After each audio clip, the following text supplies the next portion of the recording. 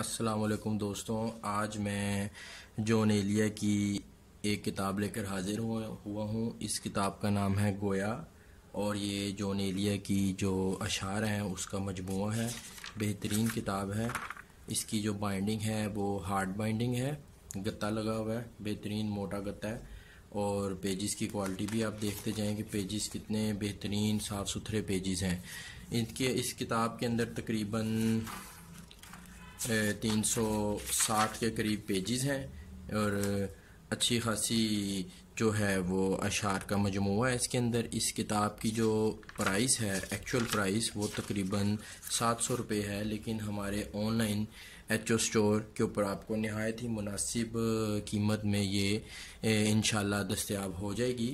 Video की description के अंदर मैं इस किताब का लिंक, अपने एचओ स्टोर का लिंक मैं ऐड कर दूंगा, आप वहां से जाके बाय कर सकते हैं। Thank you ji.